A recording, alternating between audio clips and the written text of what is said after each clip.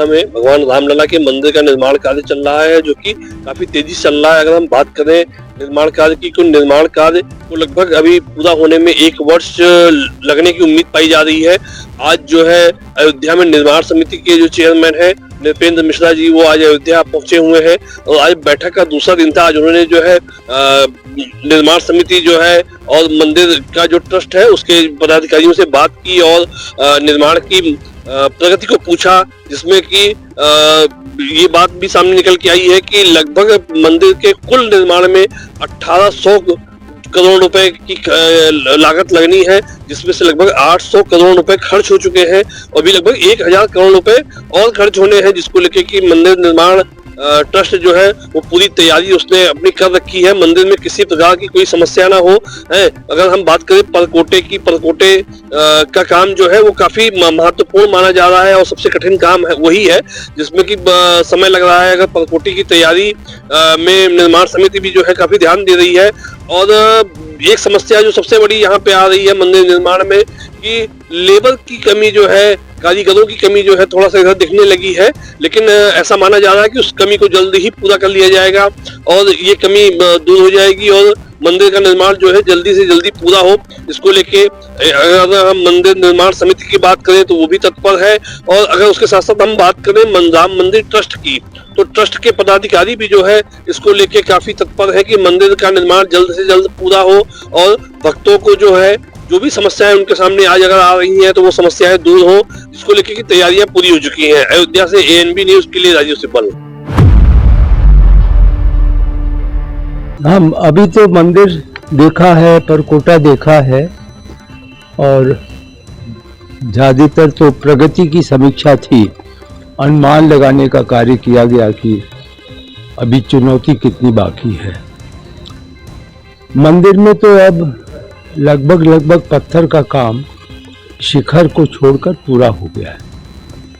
मतलब धरातल के अलावा प्रथम तल, द्वितीय तल को पूर्ण होने की बिल्कुल समय आ गया है।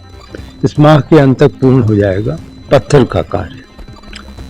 शिखर का कार्य है तो कुल मिलाकर करीब 55,000 जो है क्यूबिक फीट पत्थर और लगना है। परकोटा में अभी हम आधे के पत्थर पहुंचा चुके हैं, यानी 8,20,000 क्यूबिक फीट अनुमानित है। तो अभी हम करीब 4 लाख पे पहुंचे। तो सबसे बड़ी चुनौती है कि हम परकोटा के कार्य को कैसे पूर्ण करें। चंडीगढ़ पुलिस की अगर बात की जाए तो चंडीगढ़ पुलिस जो है we are care for you का नारा लगाती है, मगर चंडीगढ़ के लोग कितना की सुरक्षित हैं ये आपको आज बताएंगे। अगर आज चंडीगढ़ की सुबह की बात की जाए तो सुबह से ही आज चंडीगढ़ पुलिस जो है सुर्खियों में है, क्योंकि सुबह चंडीगढ़ के अंदर एक बम की कॉल आती है कि बम फटने की सूचना जो है मिलती है। देर रात की घटना है। एक डिस्क के बाहर जो है एक धमाका होता है। हालांकि वो डिस्क जो है किसी सिंगर का बताया जा रहा है। अगर भरोसेमंद सूत्रों की माने तो गोल्डी बराड़ ने जिम्मेवारी भी ली है। वहीं अगर दूसरी घटना की बात करें तो जिस जगह पर ये घटना हुई है उस जगह को सेक्टर 26 कहा जाता है और सेक्टर 27 की अगर हम बात करें तो सेक्टर 27 में भी एक घटना घटी। और वहीं अगर सेक्टर 27 की घटना की बात हम करें तो एक बुज़ुर्ग दंपत्ति है, उसके साथ जो है लूट जो है की जाती है। चोर जो है बड़े स्टाइल से घर के अंदर दाखिल होते हैं, लाखों रुपए का जो सामान है उसको लूटते हैं और उसके बाद जो है वह नशा भी करते हैं। इससे साफ पता चलता है कि वह नशे के आदी भी हैं और उसके बाद जो है वहाँ से सारा सामान लेके रफू चक्कर हो जाते हैं और जो बुज़ुर्ग दंपत्ति है उसके सिर पे चोट भी लगती है। तो हालांकि एक महिला जो है उन्होंने सारा वाक़या बताया। जो वहाँ पर 2 बुज़ुर्ग दंपत्ति बताए जा रहे हैं, एक की जो है अगर भरोसेमंद सूत्रों की मानी जाए तो मौके पे ही जो है मौत हो गई थी और दूसरा जो दंपत्ति है वो उस पूरे घटना को देख रहा था। उस दंपत्ति की अगर हम बात करें तो उनका कहना है कि बड़े स्टाइल से जो है वो घर के अंदर दाखिल होते हैं और पूरी जो है रेकी उन्होंने की होती है। हालांकि अगर हम CFL की बात करें तो ज़रूर पुलिस जो है जांच जो है कर रही है और अक्सर जो है कई घंटों के दावे ज़रूर किए जाते हैं कुछ ही देर में जो है या कुछ घंटों में जो है केस को सुलझा लिया जाएगा, मगर चंडीगढ़ के अंदर जो इतनी पीसीआर जो है अपना पीसीआर की गतिविधि जो है देखने को मिल रही हैं।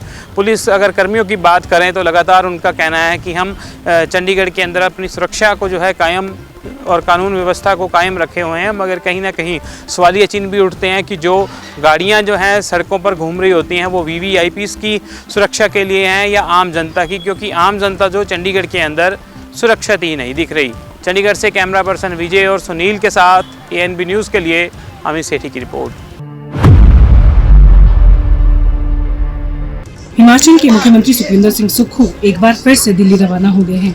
बताया जा रहा है कि वहाँ वो केंद्रीय नेतृत्व से मिलेंगे और साथ ही अपना जो हिमाचल सरकार का 2 साल का जश्न बिलासपुर में मनाने जा रहे हैं, उनके लिए वो उन्हें हिमाचल आने का निमंत्रण भी देंगे। इसी के साथ बुधवार को मुख्यमंत्री गृह मंत्री अमित शाह से मिलेंगे और वहाँ पे हिमाचल की स्थिति को रखेंगे और साथ ही आपदा राहत राशि के लिए भी वो हिमाचल का पक्ष वहाँ पे रखेंगे। और आपको बताएं कि मुख्यमंत्री सुखविंदर सिंह सुक्खू से स्थिति स्पष्ट करने के लिए भी कहा गया है, क्योंकि बताया जा रहा है कि कांग्रेस सरकार के जो 2 साल का जश्न है उससे पहले यहाँ पे कैबिनेट को विस्तार भी किया जा सकता है, यानी 12 सदस्यीय कैबिनेट जो है वो पूरी हो सकती है। फिलहाल अभी की कैबिनेट की बात करें तो मुख्यमंत्री सुखविंदर सिंह सुक्खू, उप मुख्यमंत्री मुकेश अग्निहोत्री सहित 9 मंत्री इसमें शामिल है। अब बताया ये जा रहा है कि 2 राजपूत मंत्रियों को यहाँ पे ड्रॉप किया जा रहा है और ये जो ड्रॉप किया जा रहा है ये जातीय और क्षेत्रीय सारे समीकरण को मिलाकर किया जा रहा है। अब आप ये मान सकते हैं कि हिमाचल के मंत्रिमंडल में 3 नए चेहरे यहाँ पर देखने को मिलेंगे। तो इसी को लेकर जो है मुख्यमंत्री स्थिति अपनी स्पष्ट करने गए हैं, उनसे ये पूछा गया है कि ये जो ड्रॉप किए जा रहे हैं मंत्री, इनका बेस क्या है और इन्हें किस लिए ड्रॉप किया जा रहा है। तो अब देखने वाली बात यह है कि एक तरफ हिमाचल सरकार का 2 साल का कार्यकाल पूरा होने जा रहा है, वहीं कैबिनेट को विस्तार दिया जा रहा है, तो वहीं जो 2 पुराने मंत्री थे उनको यहाँ पे ड्रॉप किया जा रहा है और उनकी जगह नए मंत्रियों को लिया जा रहा है।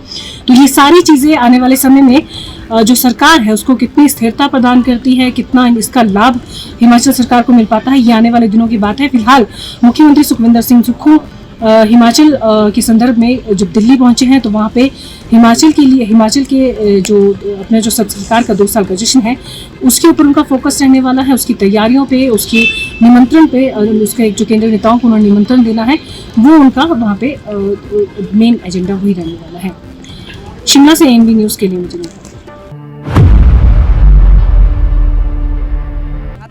आगरा में आईजीआरएस की शिकायतों पर फीडबैक जो है दुरुस्त न मिलने के कारण आगरा के जिला अधिकारी जो है डॉक्टर अरविंद मलप्पा बंगारी सख्त होते हुए नजर आ रहे हैं। आपको बता दें कि अरविंद मलप्पा बंगारी जो आगरा के जिला अधिकारी हैं उनका कड़ा रुख देखने को मिला है। आगरा में उन्होंने तमाम आला अधिकारियों के जो है वेतन भी रोके हैं, साथ ही साथ उनसे स्पष्टीकरण भी मांगा है। आपको बता दें कि जिलाधिकारी को जो है लोगों की जो आईजीआरएस पर जो शिकायत करते हैं उन पर फीडबैक जो है ठीक प्रकार से न मिलने के कारण डीएम ने जो है सख्त कदम उठाते हुए एसडीएम किरावली, तहसीलदार सदर, साथ ही साथ तमाम जो है आगरा के आला अधिकारी हैं, जैसे सीएमओ आगरा हो, चाहे जिला विद्यालय निरीक्षक हो, तमाम ऐसे अधिकारियों पर, श्रमायुक्तों, इन सभी पर जो है आगरा के जिला अधिकारी ने जो है वेतन रोकने की, साथ ही साथ इनके स्पष्टीकरण को जो है देने की बात कही है। आपको बता दें कि आगरा के जो जिला अधिकारी हैं वो सख्त कदम उठाते हुए आगरा में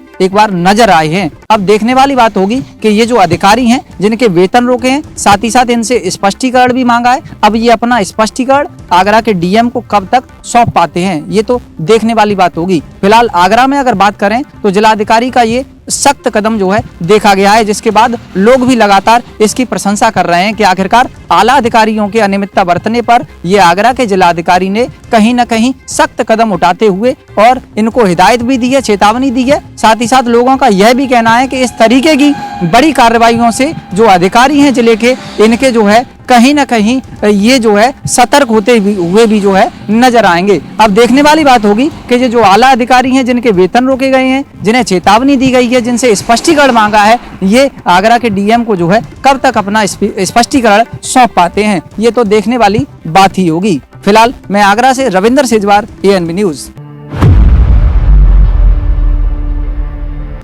नमस्कार जी, इस वक्त हम जिला सिरमौर के ऐतिहासिक स्थान हरिपुर धार में हैं, जहाँ पर दिव्य शक्ति माँ शालिनी, माँ बंगानी के परिसर में खड़े हैं और हम सीधी बात करना चाहेंगे यहाँ के जो मुख्य पुजारी है पंडित हरिंदर शर्मा जी से।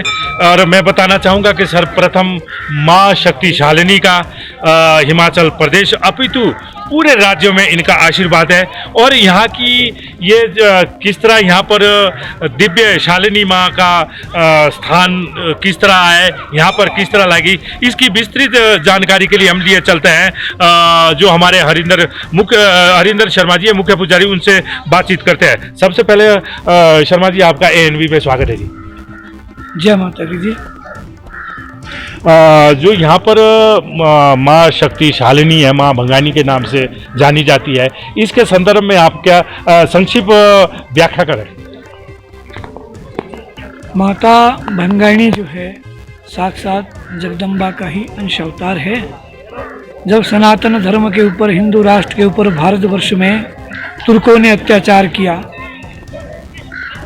तब माता ने दिल्ली में अपना अंश अवतार धारण किया था। श्रीकुल महाराज जो भगवान शिव के अंश अवतार माने जाते हैं, उनको तुर्कों ने दिल्ली में चमड़े की बेड़ियों में डाल करके कारागृह में बंद कर दिया था। भाव एक ही है बस, अगर श्रद्धा भक्ति और विश्वास से कोई आए तो उसका कल्याण अवश्य होता है। संपूर्ण भारत के लिए माँ भगवती का नमस्कार दोस्तों, मैं मोहम्मद तारिक, आप देख रहे हैं ANV टीवी चैनल बदायूं। और बदायूं जिले में मुख्यमंत्री सामूहिक विवाह योजना के अंतर्गत आज बदायूं किले में 107 जोड़ों को 107 जोड़े दंपति बनाकर उनके विवाह किए गए। वहीं पे सदर विधायक मुख्य अतिथि के रूप में पहुंचे और DM निधि श्रीवास्तव और वरिष्ठ पुलिस अधीक्षक डॉक्टर ब्रजेश कुमार सिंह ने मौके पर पहुंच करके और उनके लिए आशीर्वाद दिया।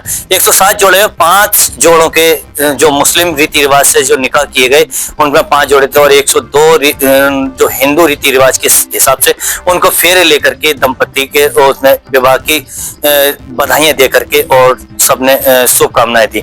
वहीं पे अगर बात की जाए 107 जोड़ों की, तो आज ये बदायूं जिले में बड़ा ही हर्षोल्लास के साथ में 107 जोड़ों का विवाह किया गया। वहीं पे आप देखते रहिए पल पल के अपडेट मेरे साथ में Mohammad Tariq, ANV TV channel Badaun.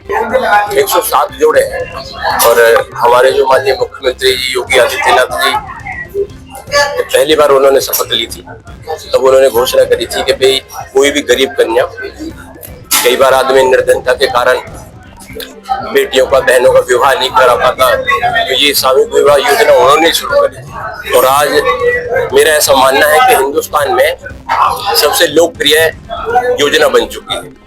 और मैं समझता हूँ कि कहीं ना कहीं माननीय मोदी जी और योगी जी ने जो कार्य शुरू किए हैं, जनता के बीच में इतने लोकप्रिय हमारे दोनों नेता हो गए हैं। गाजियाबाद में वकीलों की हड़ताल समाप्ति को लेकर आज गाजियाबाद के वकीलों का गुस्सा फूट पड़ा और उन्होंने बार एसोसिएशन के अध्यक्ष दीपक शर्मा और महासचिव का कोर्ट परिसर के अंदर यहाँ पर पुतला फूका और यह नारे लगाए कि पुलिस के और दलालों के जूते मारो सालों के। आपको बता दें, जो वकील जो है सभ्य लोग होते हैं, न्याय दिलाते हैं, लेकिन वह ऐसी भाषा का इस्तेमाल कर रहे हैं, यह भी चिंताजनक है। कहीं ना कहीं बता दें कि जो वकील एसोसिएशन अध्यक्ष है दीपक शर्मा, उन्होंने अभी हड़ताल समाप्ति को लेकर एक लेटर जारी किया था। उसी को लेकर आज वकीलों ने यहाँ पर मीटिंग बुलाई और सैकड़ों के हिसाब से यहाँ वकील इकट्ठे हुए और निर्णय लिया गया कि हड़ताल लगातार जारी रहेगी जब तक जज का ट्रांसफर नहीं होता और जिन पुलिस वालों ने लाठियां बाजी थी उन पर कठोर कार्रवाई नहीं होती। अब देखना यह होगा कि यह हड़ताल जारी रहेगी या फिर समाप्ति का जिस प्रकार से लेटर जारी किया था बार एसोसिएशन ने, वह समाप्त हो जाएगी। क्योंकि जो यहाँ पर पीड़ित लोग आते हैं, दुखी लोग कोर्ट में आते हैं, वह काम बिल्कुल बंद पड़ा है और आज वकीलों ने कोर्ट परिसर के अंदर जाने के सभी रास्तों को बंद कर दिया और धरना प्रदर्शन जारी रखा है। उनका यह कहना है कि जब तक हमें न्याय नहीं मिलेगा, पुलिस वालों पर कार्रवाई नहीं होगी, जज का ट्रांसफर नहीं होगा, यह हड़ताल लगातार जारी रहेगी। लेकिन कहीं ना कहीं आज के माहौल ने दिखा दिया कि वकीलों में दो फाड़ साफ दिखाई दे रहे हैं और वकीलों में आपसी सहमति नहीं बन पा रही। अब देखना यह होगा कि यह हड़ताल जारी रहेगी या समाप्त होगी, क्योंकि आज वकीलों ने ऐलान कर दिया कि यह रेगुलर धरना रोज चलेगा और हड़ताल जारी रहेगी। कल से हम बिल्कुल भी काम काज नहीं होने देंगे। गाजियाबाद से कैमरा पर्सन सोनू के संग मैं परवीन अरोड़ा, ANB न्यूज गाजियाबाद।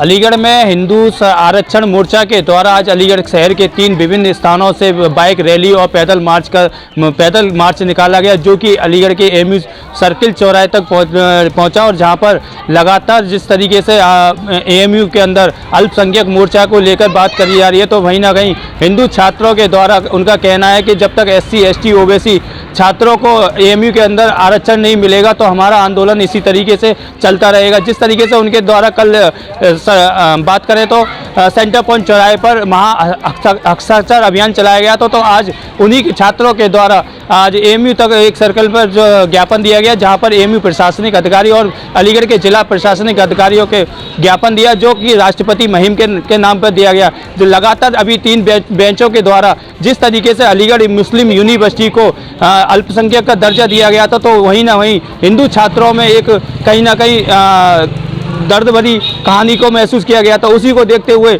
अभी एक बैच का जो आदेश है वो अभी सेप रखा गया है। उसी को देखते हुए अलीगढ़ में हिंदू छात्र लगातार प्रदर्शन पर उतर आए हैं और कहीं ना कहीं SC ST OBC के छात्रों को AMU में एडमिशन के लिए बात कर रहे हैं। जिस तरीके से नया सत्र जो 2025 का उसमें एडमिशन के लिए लेकर लगातार आज उनके द्वारा एक मार्च निकाला गया। मार्च में उनके द्वारा हजारों छात्रों की वहाँ पर पहुँचे और वहाँ पर जाकर जिसको देखते हुए अलीगढ़ प्रशासन भी पूरी तरीके से मुस्तैद नजर आया और कहीं ना कहीं माहौल खराब ना हो, उसी को देखते हुए अलीगढ़ प्रशासन पूरी तरीके से मुस्तैद रहा और उनके द्वारा जो ज्ञापन दिया गया था वो राष्ट्रपति मुहिम के नाम राष्ट्रपति दिया गया था। उनका कहना है कि अगर हमारा आंदोलन जिस तरीके से चल रहा है, अगर इसमें सुनवाई नहीं होती है तो कहीं ना कहीं ये आंदोलन बड़े रूप में दिल्ली तक भी कूच करेगा और कहीं ना कहीं संसद भवन हो या चाहे राष्ट्रपति भवन हो, वहाँ उसका भी घेराव किया जाएगा। अलीगढ़ से ANB न्यूज के लिए आशीष। AMU आरक्षण संघर्ष मोर्चा के द्वारा आज इस अलीगढ़ का हिंदुवादी युवा एक ज्ञापन देने के लिए जिला प्रशासन के माध्यम से भारत सरकार प्रधानमंत्री महोदय के पास पहुंचाने के लिए आया है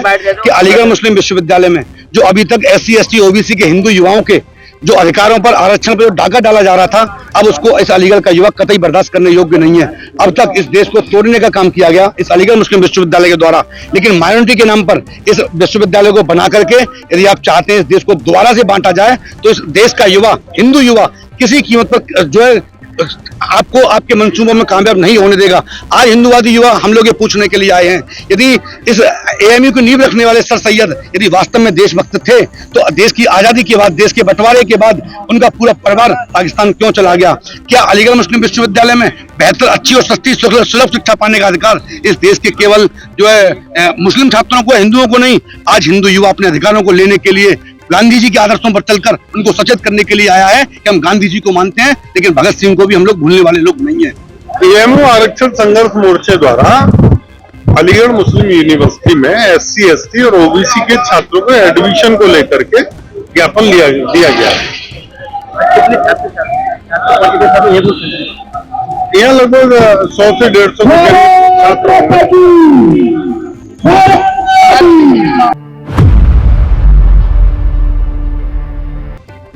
इस समय हम ग्राउंड पर हैं जहां जामा मस्जिद है और साथ ही यहाँ पर हरिहर मंदिर होने का दावा लोग करते हैं।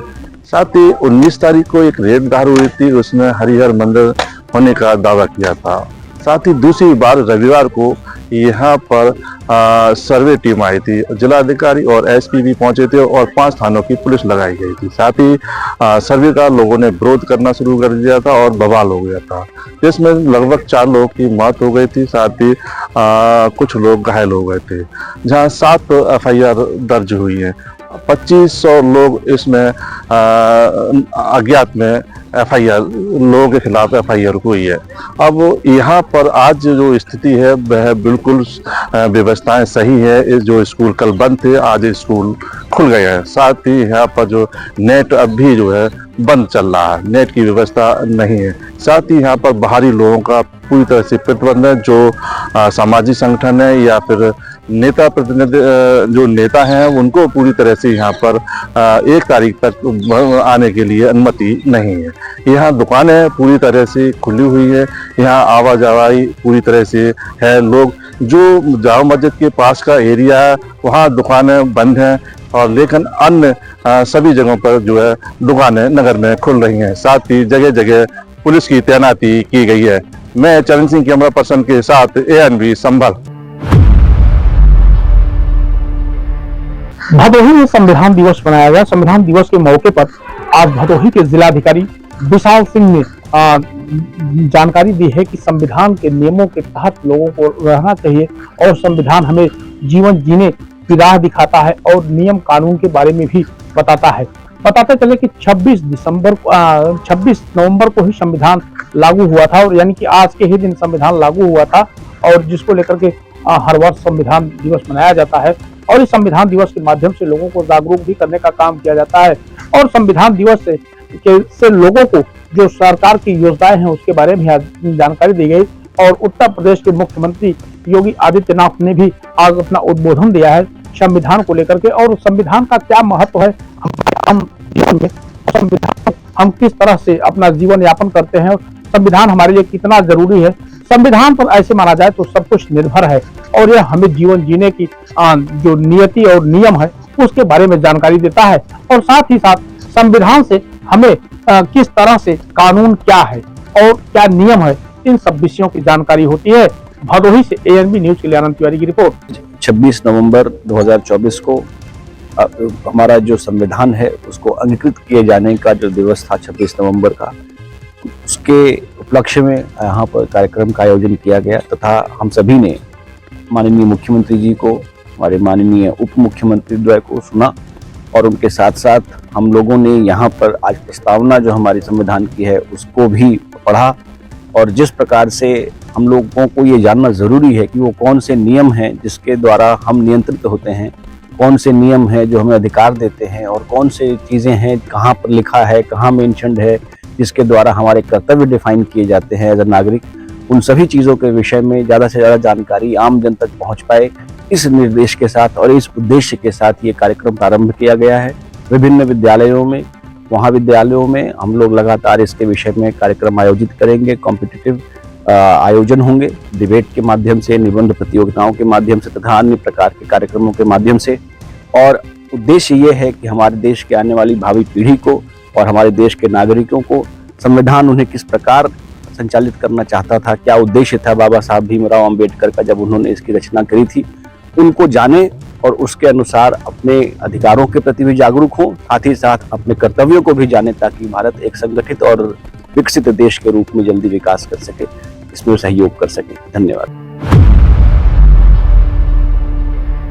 बात की जाए जनपद लखीमपुर खीरी की GIC फील्ड मैदान की, जो कि GIC फील्ड मैदान में एक मशहूर गायक बी पराग सिंगर का कल प्रोग्राम था, जो कि वो प्रोग्राम इतना बड़ा था कि हजारों की तादाद में वहाँ युवा और बुजुर्ग वहाँ पे एकत्रित हुए थे, जो कि उनको प्रोग्राम देखने के लिए।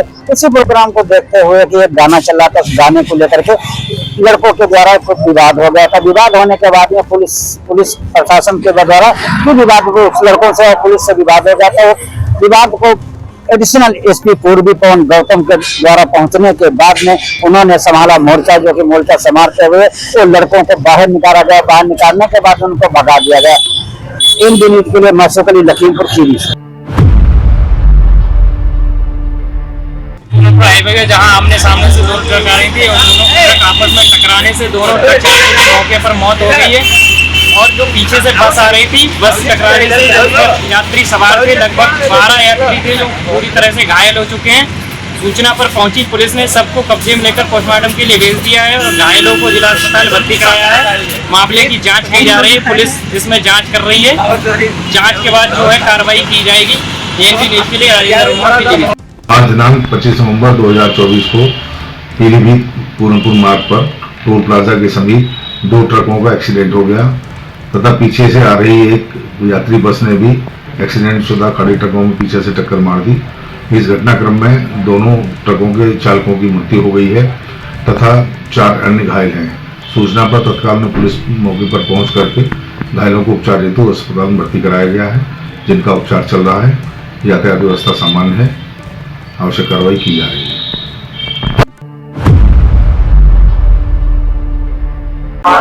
जिस तरह से देखा जा रहा है तो झांसी जिले में जो बागेश्वर धाम के जो आश्रम के जो धीरेन्द्र शास्त्री जी है, उनके द्वारा जो हिंदू एकता की जो यात्रा निकाली जा रही है, वो आज जिस तरह से देखा जा रहा है तो छठवां दिन है। यहाँ पर छठवें दिन में मऊरानीपुर का यहाँ जो ग्रामोदय स्कूल है, इस ग्रामोदय स्कूल में उनका रात्रि विश्राम रहा है। यहाँ पर रात्रि में यहाँ पर रहे हैं और यहाँ पर जो सांस्कृतिक कार्यक्रम थे वो कार्यक्रम रहे हैं। ये वो बिल्डिंग है जहाँ पर उनने यहाँ पर रात में यहाँ पर रुक के अपना विश्राम किया है, यहाँ पर वो रहे हैं। यहीं पर रह के उनने जो सुबह से यहाँ पर इस तरह से निकले, यहाँ से सुबह से निकल के राष्ट्रीय गान के साथ वो हनुमान चालीसा के साथ यहाँ पर शुरुआत की, लोगों से बात की, वह लोगों को शपथ दिलाई है के साथ उनके वचन है कि यहाँ पर हिंदू एकता को लेकर के लोग शपथ करें, लोग शपथ लें कि लोग राष्ट्र को हिंदू बनाया जाए। इसी को लेकर के अगर बात करें तो इस यात्रा में फिल्म स्टार के काफी यहाँ पर नेता है, वह जो उनके फिल्म स्टार के कलाकार हैंगे वो भी यहाँ पर रहे हैं, बड़े बड़े नेता भी यहाँ पर है। जिस तरह से देखा जा रहा है कि इस यात्रा में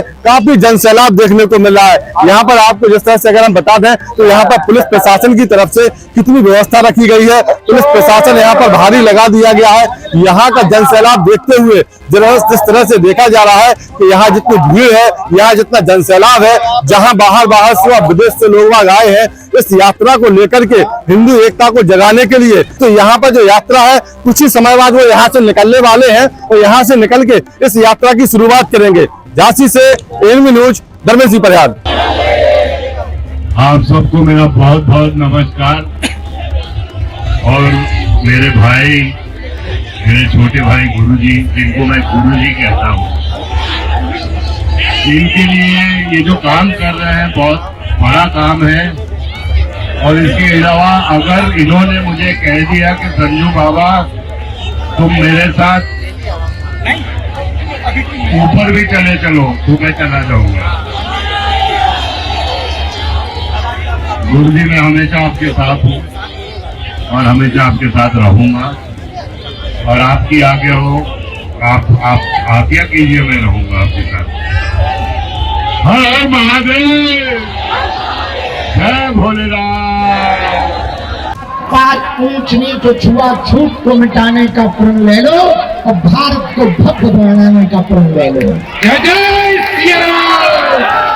इसलिए हमने कहा जात पात की करो विदाई, हम सब हिंदू भाई भाई, हम सब हिंदू भाई भाई। दो शहरों को जोड़ रखने वाला पुल आज गिरकर ध्वस्त हो चुका है। ये आपको बता दें, कानपुर नगर और उन्नाव को जोड़े रखने वाला शुक्लागंज का जो पुल था वो टूटकर गिर गया है, जिसके चलते फिलहाल कोई नुकसान की बात सामने नहीं आई है।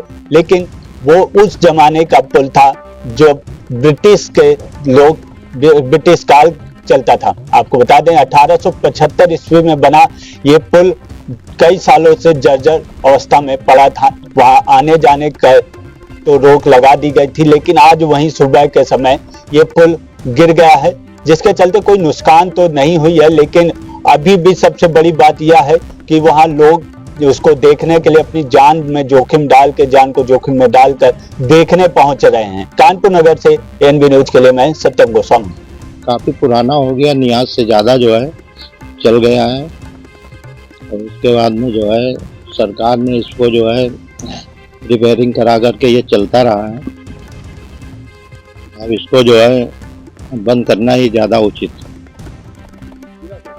ये आज रात में 3 बजे जो है सुबह जो है गिर गया है। ये करीब 150-110 साल पुराना पुल था और उन्नाव और शुक्लागंज का ये मार्ग था और ये आज सुबह 3 बजे करीब गिर गया। इसका पीछे गिर गया। ये पिछले 2 साल से बंद था, परमानेंट बंद कर रहे हैं, गेट बंद कर रहे हैं। सर ये इतना ऐतिहासिक पुल है, संग्रेजों जमाने बना है, कोई यहाँ पर इसके देख रेख के लिए कहीं पर रिपेयरिंग नहीं, वो इतना पुराना पुल है, 1.5 साल पुराना रिपेयरेबल था ही नहीं, इसलिए बंद बैरिकेडिंग हुई है जहाँ पे आना जाने के लिए बंद किया गया हो। पहले आ जा रहे थे लोग आराम से। बैरिकेडिंग तो की है, अभी गिर गया, तब गिर गया है। नहीं ये पहले से 2 साल से बंद। संविधान दिवस पर आज पूरे देश में संविधान निर्माता बाबा भीमराव अंबेडकर को याद किया जा रहा है, उनको नमन किया जा रहा है। उनकी प्रतिमाओं पर जहां माल्यार्पण किया जा रहा है, वहीं पर अगर बात सुल्तानपुर जनपद की करें तो आज सुल्तानपुर जनपद में कांग्रेस पार्टी के जिला अध्यक्ष अभिषेक सिंह राणा और उनके साथ लगभग दर्जनों कार्यकर्ता और पदाधिकारी बाबा भीमराव अंबेडकर की प्रतिमा के सामने पहुंचे और मौन रूप से रहते हुए धरने पर बैठ गए। उन्होंने संभल कांड को मुद्दा बनाते हुए मुख्य रूप से योगी सरकार को निशाना साधा है। साथ ही साथ उनका कहना है कि इसमें लगभग 4 से 5 लोगों की जानें गई हैं, जिसके पीछे शासन और प्रशासन की बड़ी लापरवाही सामने देखी जा रही है। सहयोगी कैमरा पर्सन के साथ सरफराज अहमद, PNB न्यूज़, सुल्तानपुर।